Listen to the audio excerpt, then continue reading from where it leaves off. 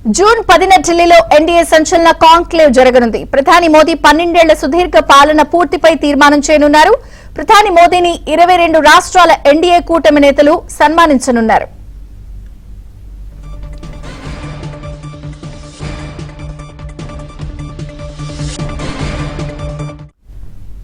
June 10న ఢిల్లీలో NDA సంచలన conclave జరగనుంది. ప్రధాని మోదీ 12 ఏళ్ల సుదీర్ఘ పాలన పూర్తిపై తీర్మానం చేయబోతున్నారు.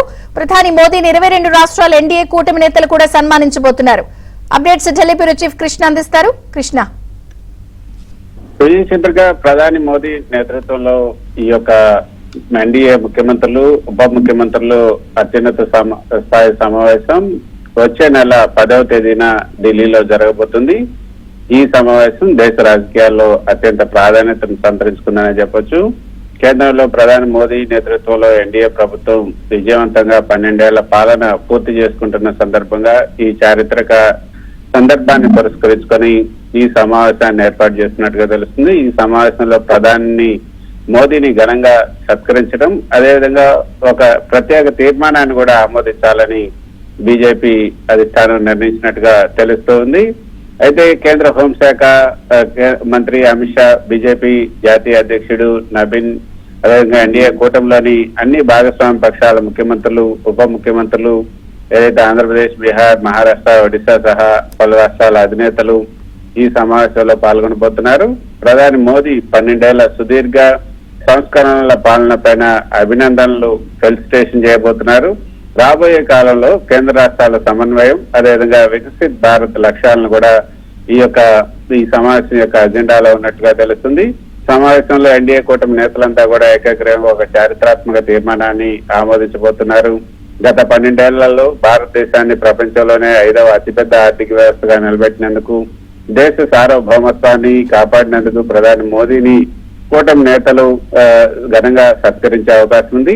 పేదరిక నిర్మూలనతో పాటు డిజిటల్ ఇండియా, మౌలిక సదుపాయాల కల్పన, మహిళా సాధికారిత రంగాల్లో మోదీ ప్రభుత్వం సాధించినటువంటి విజయాలను కూడా కొనియాడబోతున్నారు. ప్రాంతీయ ఆకాంక్షలను గౌరవిస్తూనే జాతీయ ప్రయోజనాల కోసం ఎన్డీఏ కూటమి రాబోయే రోజుల్లో మరింత పటిష్టంగా ఏకతాటిపైన పనిచేస్తుందని కూడా తీర్మానంలో స్పష్టం చేసే అవకాశం ఉంది. మొత్తానికైతే విజయ్ చంద్రిక, ఈ యొక్క సమావేశం ఏదైతే 12 ఏళ్ల పాలన తీర్మానం ద్వారా బీజేపీ తన మిత్రపక్షాలన్నింటిలోనూ మోదీ నాయకత్వం పట్ల పూర్తి విశ్వాసం ఉందని దేశానికి స్పష్టమైనటువంటి సంకేతం పంపబోతుంది. కూటమి ప్రభుత్వంలో ఎలాంటి భేదాభిప్రాయాలు లేవు, నాయకత్వం పటిష్టంగా ఉందనే సందేశాన్ని కూడా ప్రజల్లోకి తీసుకెళ్లబోతుంది. ఎందుకంటే మరోపక్క ఇండియా కూటమి సమావేశం కూడా ఢిల్లీలో త్వరలో జరగబోతుంది. మమతా బెనర్జీ కూడా సమావేశాన్ని ఏర్పాటు చేస్తామని కూడా స్పష్టం చేశారు. సో ఇండియా కూటమి సమావేశం జరగడానికి ముందే ఈ సమావేశం జరిగే అవకాశం ఉంది.